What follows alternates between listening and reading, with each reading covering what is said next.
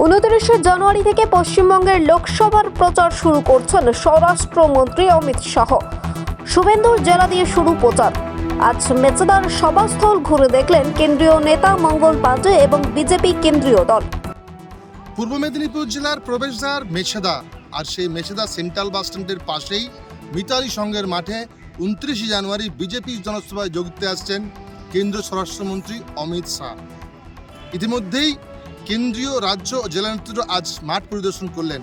কোথায় হবে মঞ্চ, কোথায় হবে অস্থায়ী হেলিপ্যাড এবং এই সভাস্থলে যারা সমর্থক তারা কোন পথে এসে এই সভাস্থলে প্রবেশ করবেন, সমস্ত কিন্তু তারা দেখলেন সরজমিনে। আরেকটি বিষয় শোনা যাচ্ছে, যেটা অমিত শাহর হাত ধরে বেশ কিছু নেতা তারা কিন্তু বিজেপিতে যোগদান করতে পারেন বলে এমনও শব্দ হাওয়ায় উঠছে। আগামী 29 জানুয়ারি বিরোধী দলনেতা শুভেন্দু অধিকারীর জেলা পূর্ব মেদিনীপুর জেলার মেচেদার কর্মী বৈঠক করতে আসছেন কেন্দ্রীয় স্বরাষ্ট্রমন্ত্রী অমিত শাহ। বিজেপি সূত্রে জানা গিয়েছে যে 29 জানুয়ারি দুপুর 12টার সময় মেচেদা মিতালি সংঘ মাঠে কেন্দ্রীয় স্বরাষ্ট্রমন্ত্রী অমিত শাহ পূর্ব মেদিনীপুর জেলা, পশ্চিম মেদিনীপুর, ঝাড়গ্রাম, পুরুলিয়া এবং বাঁকুড়ার বুথ ভিত্তিক কর্মীদের নিয়ে বৈঠক করবেন। তবে বিজেপির নেতৃত্বদের দাবি, কর্মী বৈঠক হলেও জনসভার আকার নেবে এই অমিত শাহের জনসভা। আজ পশ্চিমবঙ্গের বিজেপির কেন্দ্রীয় মঙ্গল পাণ্ডে সব বিজেপি কেন্দ্রীয় দল পর্যবেক্ষক মাঠ পরিদর্শন করেন। এই জনসভায় উপস্থিত থাকবেন রাজ্য বিজেপি সভাপতি সুকান্ত মজুমদার, শুভেন্দু অধিকারী সহ বিজেপির সাংসদ এবং বিধায়ক এবং নেতৃত্বরা। এই নিয়ে মাঠ পরিদর্শন করার পর মেছেদার কিছুটা দূরে শেরে বেঙ্গল ধাবায় কেন্দ্রীয় নেতৃত্ব, রাজ্য নেতৃত্ব, জেলা নেতৃত্ব বৈঠক করেন।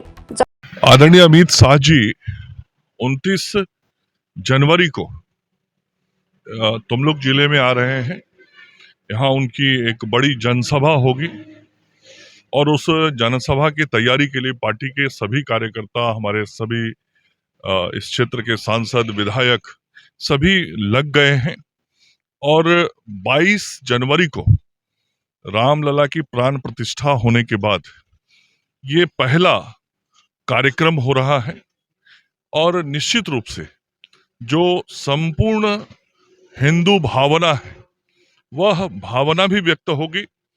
और अमित भाई के उस कार्यक्रम में देश के यशस्वी प्रधानमंत्री नरेंद्र मोदी जी को भी इस क्षेत्र के पश्चिम बंगाल की जनता उस सभा में अपनी उपस्थिति के माध्यम से धन्यवाद भी देगी।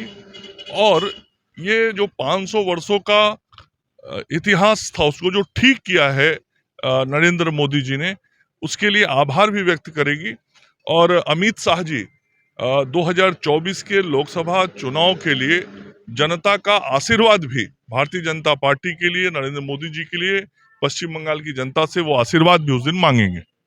लोकसभा चुनाव 2024 को लेकर भारतीय जनता पार्टी के सभी वरिष्ठ नेता 28 जनवरी के बाद से देश के विभिन्न कोनों में निकल रहे हैं जनसंपर्क के लिए, जनसभाओं के लिए, अपने कार्यकर्ताओं की टोली से मिलने के लिए और संगठनात्मक तैयारी भी चुनाव के लिए, और नरेंद्र मोदी जी के सरकार की जो कार्य रहे हैं, उपलब्धियां रही हैं, उसको जनता तक बताने के लिए, और फिर 2024 के लिए जनता का आशीर्वाद मांगने के लिए भी। और ये 28 जनवरी से पूरे देश में पार्टी की तरफ से ये कार्यक्रम शुरू हो रहा है। उसी क्रम में 29 जनवरी को देश के आदरणीय गृह मंत्री अमित शाह जी पश्चिम बंगाल पधार रहे हैं। और इसी मैदान पर 29 जनवरी को अमित शाह जी पश्चिम बंगाल के लोगों को संबोधित करेंगे। और पश्चिम बंगाल की जनता ने पिछले लोकसभा चुनाव में 18 सीटों पर भारतीय जनता पार्टी को जिताने का काम किया था, और इस बार भारतीय जनता पार्टी का ये टारगेट है कि पश्चिम बंगाल में हम 35 सीटों पे चुनाव जीते, जनता का आशीर्वाद मिले, और नरेंद्र मोदी जी की जो सरकार बने 2024 में वो ऐसी सरकार हो जिसमें ये संदेश जाए कि यह नरेंद्र मोदी जी की सरकार पश्चिम बंगाल की जनता के आशीर्वाद की सरकार है, पूरी ताकत की सरकार है और पश्चिम बंगाल की जनता के पूर्ण समर्थन का सरकार है। और अभी जो पूरे पश्चिम बंगाल में माहौल है वो भी ऐसा ही है। तो आदरणीय अमित शाह जी के उस दिन आने के बाद, चुनाव के प्रचार की शुरुआत करने के बाद पूरे पश्चिम बंगाल में भारतीय जनता पार्टी के कार्यकर्ता गांव-गांव की तरफ निकल जाएंगे और फिर हमारा गांव चलो अभियान पश्चिम बंगाल में शुरू हो जाएगा। कितना आदमी आएंगे आपका समर्थक देख ही आएंगे? रहे हैं, इतना बड़ा मैदान है, मैदान भरा रहेगा। जहाँ भी सभाएं भारतीय जनता पार्टी की हो रही हैं, आदरणीय अमित शाह जी तो हमारे बहुत ही वरिष्ठ नेता हैं, हमारे पूर्व राष्ट्रीय अध्यक्ष हैं, और उनकी सभाएं जब पश्चिम बंगाल में होती हैं तो पश्चिम बंगाल की जनता का एक अलग से असीम प्रेम अमित शाह जी को मिलता है, और लोग उनको सुनने बहुत बड़ी संख्या में पश्चिम बंगाल से आते रहे हैं। और आप लोगों ने देखा है कि उनकी जब भी सभाएं हुई हैं तो हर सभा पीछे के सभा के रिकॉर्ड को तोड़ता है, तो ये भी कुछ वैसा ही होगा। सर सिर्फ सांगठनिक सभा होगी या नहीं, मैंने कहा ये जनसभा होगा, ये जनसभा है, और उसमें कुछ सांगठनिक कार्यक्रम भी है जो कलकत्ता में होगा। सर और एक बात, दिव्येंदु अधिकारी क्या इस सभा में ज्वाइन करने वाले हैं? कौन? दिव्येंदु अधिकारी। मैंने कहा ये भारतीय जनता पार्टी का कार्यक्रम है। भारतीय जनता पार्टी की तरफ से अमित शाह जी जनता को संबोधित करेंगे। भारतीय जनता पार्टी के सभी वरिष्ठ नेता मंच पे रहेंगे। Thank you. মেছেদা থেকে জাহাঙ্গীর বাদশা, জেভি নিউজ।